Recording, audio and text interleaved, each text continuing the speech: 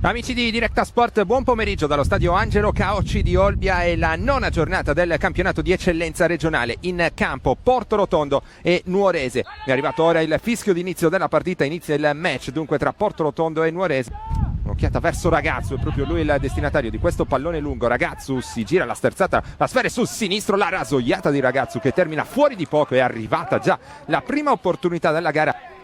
Tutto pronto per la battuta, stavolta profonda in 2 a vuoto. Attenzione a Ragazzu che cerca l'impatto col pallone, lo trova Fabio Cocco. C'è anche il palo ora per la Nuorese che ha iniziato fortissimo questa partita. Traversone dalla tre quarti, in apprensione Muzzu, ancora Steri in agguato, il pallone che danza all'interno dei 16 metri, colpo di testa di Steri, ci mette una mano Melis e poi Cocco che non riesce a ribattere in rete. Qualcuno chiede un fallo di mano. Mulas fa passare dall'altra parte dove c'è Bulla, attenzione, pronto all'ingresso in area, Bulla, ancora Bulla col sinistro, l'intervento di Trini, sarà calcio d'angolo. Il fischio dell'arbitro, va Cocco, il pallone che termina fuori di pochissimo, c'è stata anche una deviazione, dunque sarà calcio d'angolo. Ancora cercato Ruzzittu, arrivano i compagni a supporto, il rimorchio di pala dalla distanza, il pallone che sibila sopra la traversa, c'è stata la deviazione di Trini.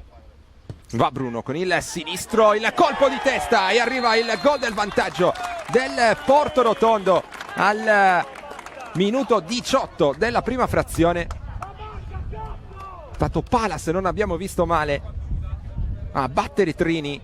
Prova ad affidarsi ancora a Ragazzu, interessante la sponda per Steri, traversone verso il centro dell'area, Cocco e poi la risposta di Melis, si salva ancora il Portorotondo. Incredibile ancora questa chance dalle parti di Mulas, spalle alla porta, arriva il rimorchio, pala dalla distanza e si deve distendere Trini.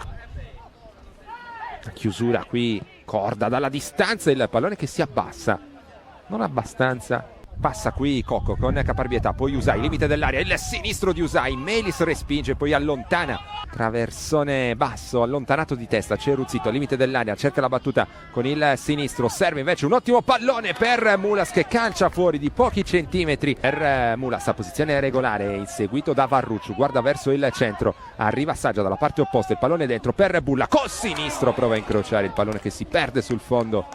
Allontanato verso il limite dell'area, non riesce a coordinarsi per la battuta a Cocco, ma insiste la Nuorese, posizione regolare per Ragazzu, la battuta, Melis respinge ancora Ragazzu che manda alto sopra la traversa. Manca, stop con il petto, Corda dalla distanza, grande intervento di Melis che smanaccia sopra la traversa.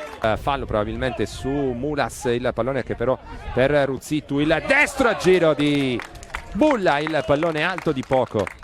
Prova soprattutto a costruire un'altra ripartenza, la posizione è regolare qui da parte di Ruzzittu, solo davanti a Trini. Attenzione al Portorotondo, arriva Mulas che manda incredibilmente fuori. Le finte di Cocco, ancora Cocco agganciato, nulla da segnalare anche in questo caso. Attenzione al contropiede dall'altra parte, il fischio rosso diretto per Cocco. È evidentemente volata qualche parola di troppo. In circostanza la squadra di Sanna, Corda la battuta, pallone verso l'esterno dove c'è Ragazzu, sicura la presa di Luca Melis a mettere in mezzo, va verso la bandierina, passa il pallone di Piemonte, la battuta di Saggia e Trini alza sopra la traversa.